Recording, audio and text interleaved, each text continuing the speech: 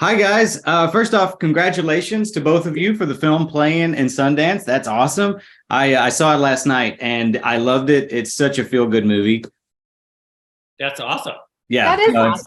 it is great. Now, hopefully, I asked some fun questions because I don't think I can hardly bring up anything about your characters without revealing some major spoilers, but I'm going to try real hard. Will, anytime you play a dad in a movie or a TV show, you always seem like such a great dad. So I think you're only a few years older than me, but will you be my dad? I would be happy to be your dad. I'm a late in life dad. I just had my first kid. It's going to be 2 years ago in February, and then we just had another one 3 months ago. So I got going pretty late. Hey, you just had a daughter, right? Yeah, two daughters. 3 months ago, almost exactly 3 months ago, was Cecilia's birth. This is so exciting because my wife got me a sweatshirt. She had a sweatshirt made that said "Dad or Grandpa?" ? Well, I was going to say this is exciting for me because I have two little brothers, but I don't have any sisters. So now I have some sisters, and I've got great news for you. I have a son, so now you're a grandpa. So congratulations! Oh, that's fantastic! This is like this fun family pretzel. It's great now that we're officially family. You're Orville Willis Forte the fifth now. No, this is amazing. So Calvin in the movie, he turns out to be quite proactive after he believes his parents have been abducted by aliens when he's 10, which is pretty impressive. And I was curious how you guys think you would have reacted if you saw your parents be abducted by aliens when you were 10. Great question. I mean, Elizabeth, would you like to? I mean, I have to say, I think that I would do the same thing. I was a pretty dorky kid, fairly dorky adult, and I think that I would have believed and probably done the same thing. That's how I feel. How about you, Will? I mean, I think I would freak out. Yeah, that's especially back when I was a kid. It was I was born in 1970, and there were still.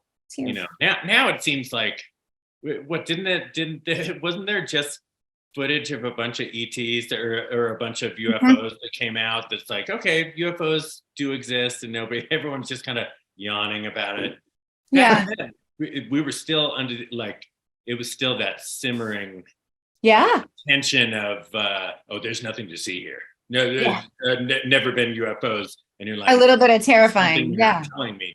So there was still and Close Encounters came out around that time. So I was pretty on edge about any kind of monsters or UFOs. Yeah, I'm not that smart. I would have lived like Kevin McAllister for 3 days and then I would have starved to death. Like that's pretty much, I think, what would have happened to me. I definitely wouldn't have figured that the comet's coming back around. I wouldn't have figured any of that stuff out. Oh yeah, I mean that's something that's way above my pay grade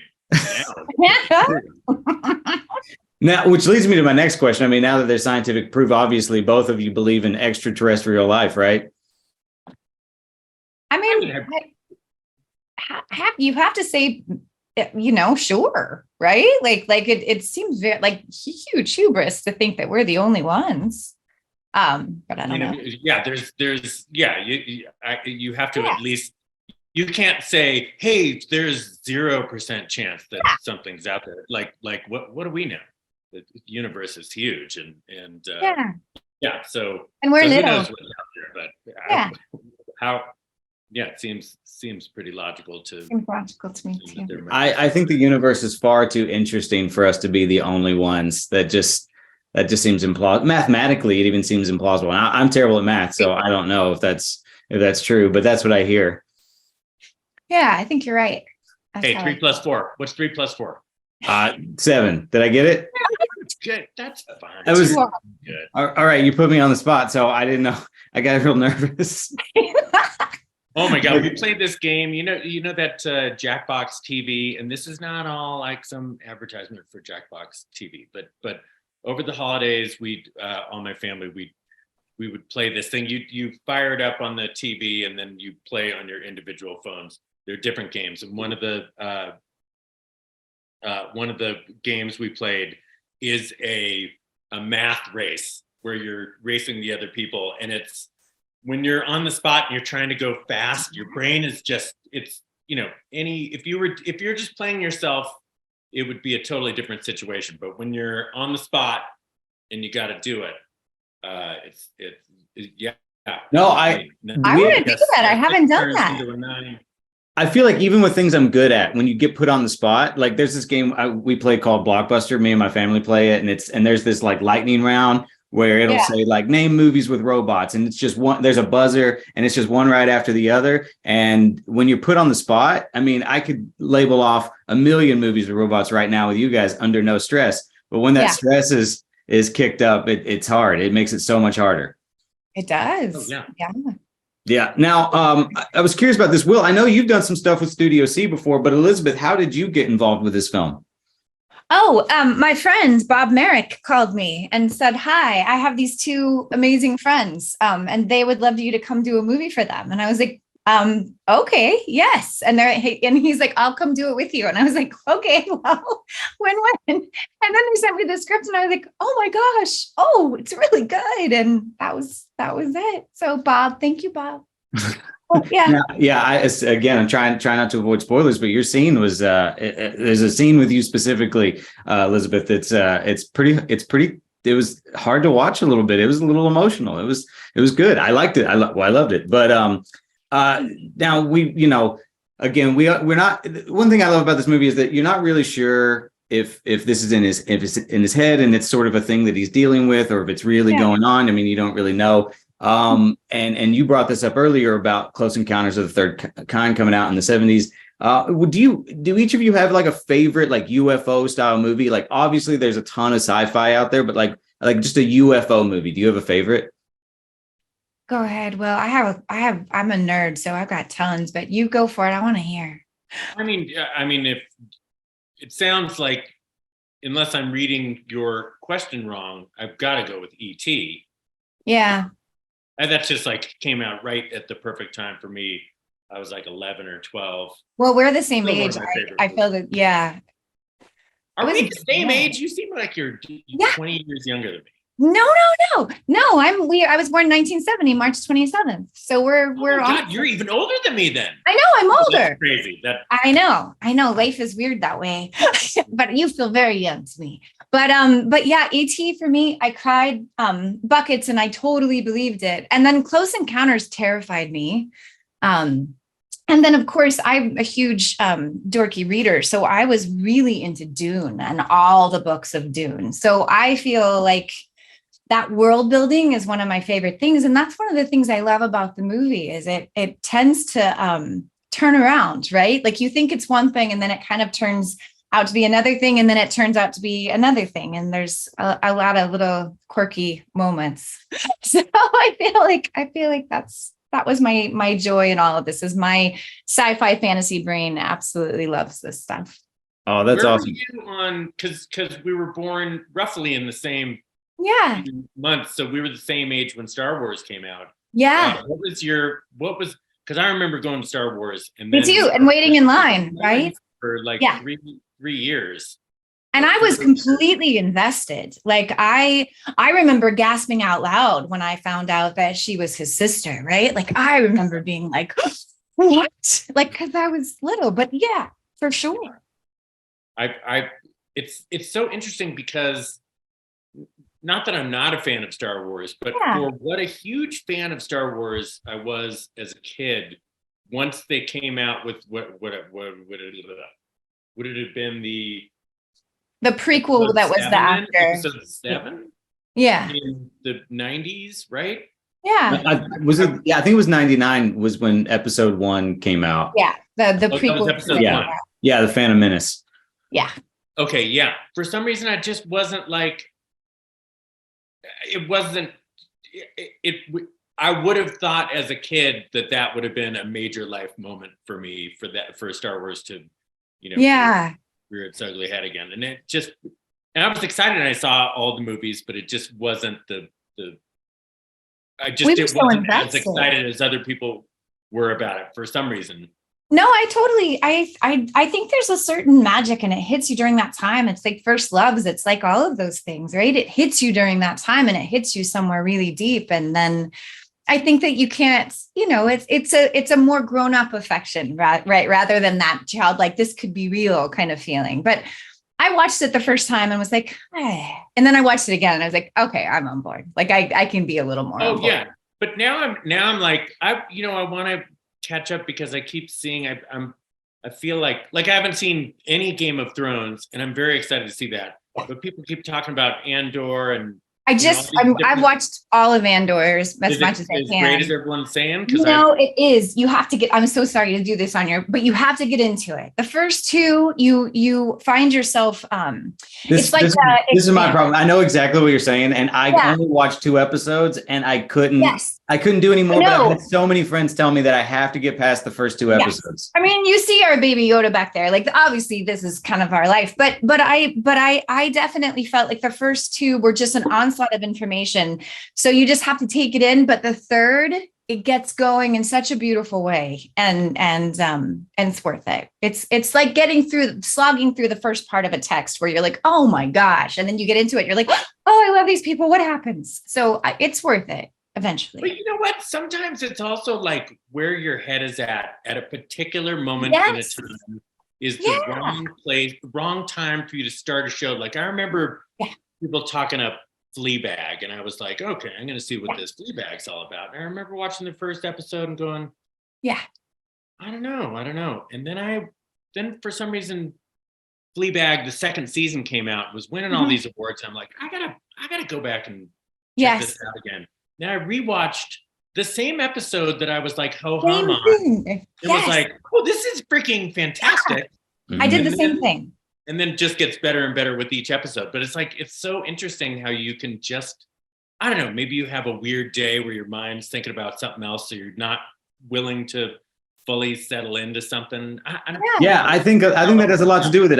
I had the same thing happen to me with Game of Thrones, where I watched almost the entire first season when it first came out, and I just fell off. It just, for whatever reason, it didn't grab me. And then by the time the Red Wedding happened, I went back and rewatched it. And then I was like, why did I stop watching this? This is amazing. Yeah. And I just had that, like White Lotus is something that everybody's talking about right now, that I watched like the first episode and I was like, it's okay. I don't know what the big deal is. And then I kept going and I was like, this is fantastic. I don't know why I doubted this. It happened with me on Better Call Saul. I remember I tried to start watching it too soon after Breaking Bad. And I had this like chip on my shoulder, even though it was like a lot of the same people working on it. It was like, it can't be as good. It's just not guys, good. I could keep going on and on about this stuff with you all day. I have some questions that if I don't ask you, I'm gonna get in such trouble. But wait, I have to come back around and say that I started rewatching it again. And you're loving it. Holy crap. What an amazing Better Call Saul. It's just mind-blowingly good. So we're bringing it back to you being such a good dad, Will. You're so great and sweet. Such a good dad. So great and sweet too. I just have to show you, speaking of Dad of the Year. I want to see. I just have to show you. I'm actually wearing socks with my.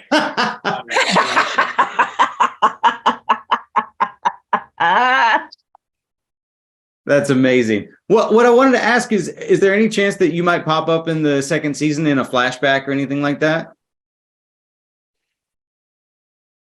Wait, I'm sorry. For Sweet Tooth. Oh, Sweet Tooth. You know what? I'm not at liberty to say. Okay, that's fine. I don't want to get anybody in trouble. I'm not. Well, I do have to say I'm a gigantic fan of McGruber. I love the sketches, the movie, the series. To this day, the scene with you and Ryan, I don't know how to put this gently. The McGruber will do anything scene is peak. It's peak comedy. It is the funniest scene of all time in any movie ever made. It makes me laugh and cheers me up every time I see it. Has there been any talk or thought of you doing a second season of McGruber? I mean, as far as from our end, let us at it. We finished the first season and then they let us start writing a second season. And the stuff that we were coming up with was really, really fun and we love it. But then at a certain point, the term of that ran out and then we were just kind of hanging around waiting for an answer. And we never had any kind of answer saying that we weren't doing a second season. Yeah. But at this point, if they wanted us to do a second season, I think they probably would have seen something. I mean, you never know. I think we can put this out there and get it going. I think. I mean, we would love. There is nobody I love working with more than those guys. They're like family, and I know that. I remember me and Ryan and Kristen were all, talking about what could happen in a second season and excited to go. So I don't think there's any hold up there. It's just, letting, having Peacock give it the go ahead. Hi guys. It's so nice to meet all of you. I love the movie and congratulations on getting into Sundance. Thank you. Thank you. Yeah. So I saw you guys worked with my boy, Arvin Mitchell. How'd that happen? I love Arvin. So Arvin and I do stand up, and we actually did a show together in Guantanamo Bay about 10 years ago. Yeah. 10 years ago at Guantanamo, that was the worst time to be there. No kidding. I know Arvin. I am the showrunner on Studio C. It's a sketch comedy show. And Arvin was one of the cast members for a long time. And so I just asked him to do it, and he did it, and he's awesome. He's the best teacher in any movie. Yeah, I love Arvin. I think he's the best. Yeah, we actually we have I work with ComicBook.com, and our college agent, he called me too, saying Studio C was looking for some cast members, and I was like, well, I can't. I'm already doing this, and then I think he passed Arvin on to you guys. Yeah. Well, we're looking again, so maybe you want to take a break. Oh, I don't know about that. I don't know. We'll talk about that after this interview. We got 15 minutes to talk about your movie, so let's get there. First off, Calvin turns out to be quite proactive after he believes his parents they've been abducted by aliens when he's 10. How do you think either one of you might have reacted in real life if your parents were abducted when they were 10?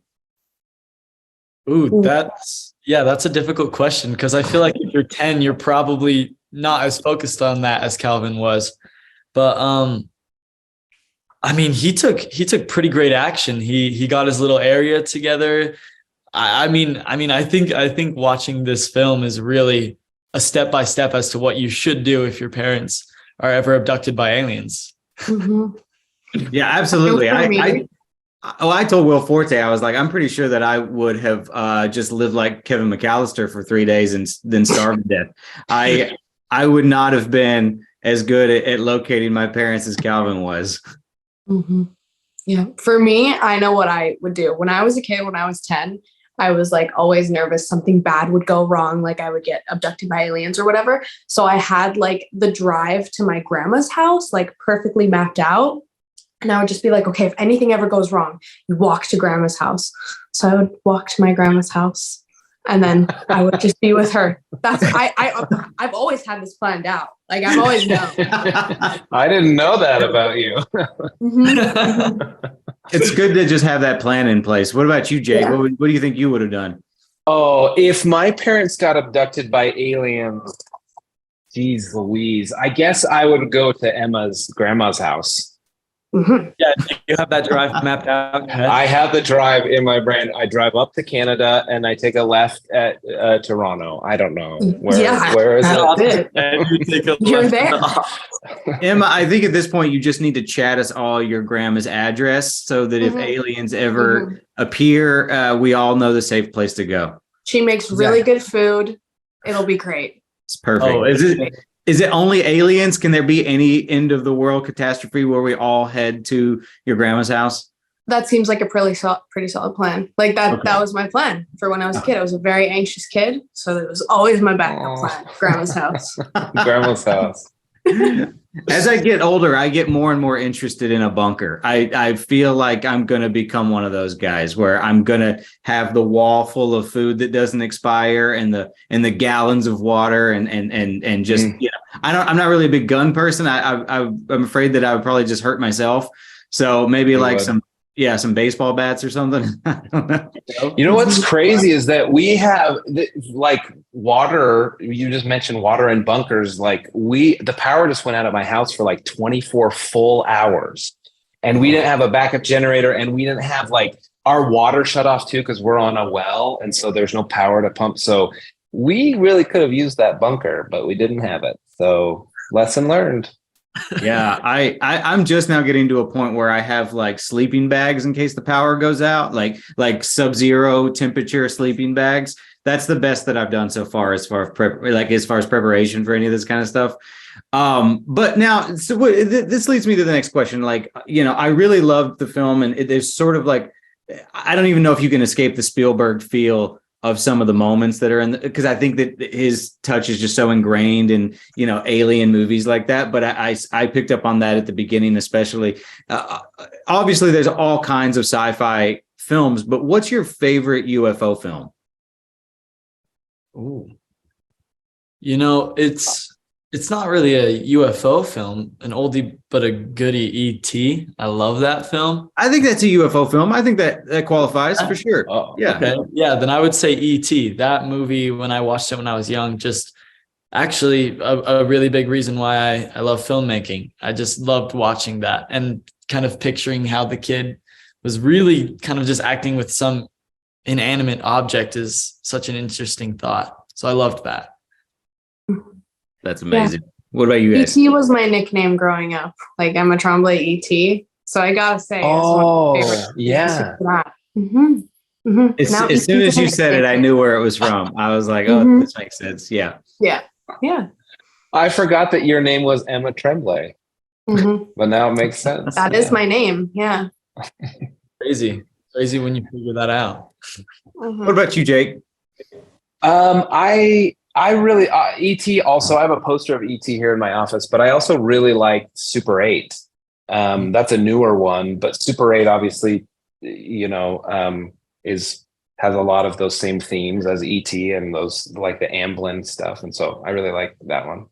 Now, I want to apologize for my surface level questions because I just feel like it would be so easy to spoil this movie, and I'm trying not to spoil it because I like that the movie is sort of set up in a way that you don't know if his parents were really abducted by aliens or not. So I don't want to give any of that away in this. So just so if you're wondering why my questions are so like, why is he asking this stuff? I just want you to know that. Calvin has some weird junk food quirks in the film as far as like dipping Oreos into orange juice or putting Doritos on the sandwiches. So I want to know what the weirdest thing is that you guys all eat in your real life. Ooh. I'm a plain eater. I'm plain. Yeah. There's nothing that would weird somebody out, you think, if you told them? Funnily enough, I started eating Oreos and orange juice. I actually still do that. That's actually I enjoyed that very much so. I thought I was gonna hate it. And as soon as I did it, I was like, wow, you know what? This is actually pretty good. I did show that to everyone in my life. I'm like, to my little sister, you need to try this. Like when I got home, and she wouldn't, but I tried showing everyone because it's actually good. Yeah, it's like those. It is pretty good. Yeah, exactly. That's actually my favorite memory of Emma. And when we did our interview after she did her audition, she was like, "Hey, so I just wanted to. I haven't tried this yet, but she pulled out the Oreos and the orange juice. Like, I just want to try it for the first time in front of you guys." And she did, and she was like, "Oh, it's actually really good." And I loved that. It was really a smart thing to do, and it was like, "Oh, Emma is awesome." I try. So I'm the only one on this chat who hasn't tried Oreo dipped in OJ. Okay, well I'll have to remedy that. I'll get back to you on my verdict. But if you guys say it's good, then I'm going to trust you. It's pretty good. Is there anything weird that you eat, Jake? I don't think I don't really eat weird things. I'm looking around in my office. I have a bag full of elk jerky, but I don't know if that's super weird. I don't know. Not for us bunker people, no. No, we that live in the bunker are very used to elk jerky. I don't know. I don't think there's anything super weird that I eat. I mean, fry sauce is very popular here in Utah. That's not super known everywhere else, but otherwise. I was thinking about that when I was watching that scene. I think the weirdest, and I don't do this regularly, so I don't want you guys to think that I'm a weirdo, but I do like to every now and then I have crumbled up Funyuns on top of pizza. And it's actually pretty delicious. Interesting. Sounds genius. Yeah. Try that. Yeah, me and my brothers discovered that one a few years back, and we do that, and it's pretty good. Okay. That is pretty good. Now, Aliens Abducted My Parents, and now I feel kind of left out, is a mouthful. Was there ever any concern that title was too long, or was that always what the plan was for you guys to sort of like have this attention grabbing title? Well, from the moment that Austin Everett, the writer, pitched it to me, that's what he said. He was like, "Hey, so I have this idea for a movie. It's called Aliens Abducted My Parents, and now I feel kind of left out." And I was like, "Great! Don't even tell me the premise. Just go write it, please." And really, from the beginning, there were people along the way that had that fear of like, that title's crazy. Nobody's gonna read that whole title. But the more we got into it, and like having it at Sundance, that's part of a lot of the excitement about it. They're like, "What is this movie? This title's amazing." So yeah, I don't know. What do you guys think, Emma and Jacob? Were you guys ever like, okay, well, this is gonna change? I loved it. Like right from the beginning, I think it sets the tone so well. Like Aliens Abducted My Parents, and now I feel kind of left out. Like when I would tell all of my friends, like I got the film, they would be like, "That's like the whole title." And I was like, "Yeah." And they're like, "That sounds like an 80s movie." And I'm like, that's exactly what they were kind of going for, right? Like, I love it so much. Yeah, it reminded me of like there's these children's books in the 90s that I used to read that were like my teacher is from like an alien from outer space, and would have like this long title or something like that, and it sort of gave me that vibe. Mm-hmm. Yeah, it also kind of feels like a line that Calvin would say, which I kind of love, because as a character, he kind of states what needs to be said and then trails along and goes into a place that it doesn't necessarily need to go to. And I kind of love that the title does that too. Like it tells you exactly what the story is about, and then a little more information that you don't quite need, but we'll tell you anyways because blah, blah, blah. I don't know. And I agree with that, because I think it's very relevant to Calvin, right? Because he's so obsessed with finding his parents, and he's almost out of touch, sort of with normal kids his age, because, he spent so long just doing all of this research and figuring out when the comments coming back around. And I mean, so as a human being, you can tell, it sort of sets the tone for him feeling left out. Yeah, 100%. Yeah. I think that's fantastic. Now, I do want to get a little spoilerish here, so we can tack on a warning to this, or we can cut it out, whatever, and save it for after the movie comes out. But I want to know about the decision at the end of the film to show the aliens and deciding what they look like, and what was that process like? If you could just sort of walk me through that. Yeah. Well, we kind of took a page from Close Encounters book. We didn't have $80 million to make this movie. And so we were like, what will they look like? How do we do that? And the idea was kind of to try and hide it as much as possible. And obviously there's scenes where we see them and in their glory. But I think for the most part, we were like, what can we do to make them to be as cost effective as possible, but to also make them fun and cool and cute. And so, yeah, that was kind of where our brains were at. We wanted them to be cute. We didn't want them to be scary. We wanted them to be different than what we had ever seen. And so we just had our like special effects, makeup, and creature designer come up with an idea for us. And we really, we liked it. Now, what other movies were you guys sort of most inspired by while you were making this? Was there, like, I know some directors will give the actors like a list of movies to check out to sort of get the tone going. Was there any specific movies that you guys felt like you checked out while you were filming this to sort of like keep in mind, what you're going for? What did you guys? Yeah, I don't know. Did we talk about movies to watch? I don't think we did. Like, I know me and Jacob talked about music a lot. Like, that's what we talked about, was like music that Calvin would listen to or Itzy would listen to. Like, that was more our thing. Like, yeah. And then that also helps you like connect with the character so much too. Like making a playlist for Itzy is what I did. So yeah, that's what I did.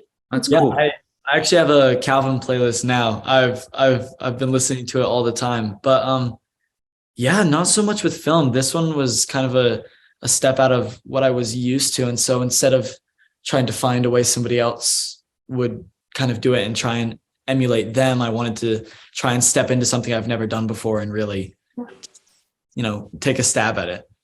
Oh, that's awesome. Yeah, and I think we've mentioned the movies that as far as the language of the film and the inspirations, like Super 8, E.T., Close Encounters, those movies I watched those movies a ton of times. I watched E.T. a bunch of times, both to kind of try and stay away from it if I got too close to it, but also to, Spielberg is amazing and we can only ever learn. And so I used a lot of that as inspiration. Well, last question before I get out of here. I know you guys have a lot of interviews to do today, and I don't want to take up too much of your time, but is it safe to assume that everybody here believes in life outside of Earth, that we believe in life out there in the stars? Yeah, Of course. 100%. Of course. Mm-hmm. I thought so. Yeah, I had a feeling. And also I just saw an article the other day that said that they just found like 2 new Earth-sized worlds that are out there, like 100 light years away, and I'm like, oh yeah, there's people on that planet like, gosh, we gotta get out of this planet, just like we are saying that. Yeah, mathematically, it just seems so impossible, right? That we could be the only one. So, I'm sure it's just a matter of time before we all meet and discover somebody else, and who knows what that train wreck's going to look like. You guys, thank you so much for taking the time to talk with me. I really enjoyed it. If you talk to Arvin before I do, tell him I said hi and that I love him. You got it, dude. I will. All right. You guys have a great rest of your day and enjoy Sundance. Thank you. Awesome. Thanks, Chris. Thanks, guys. Bye. Bye.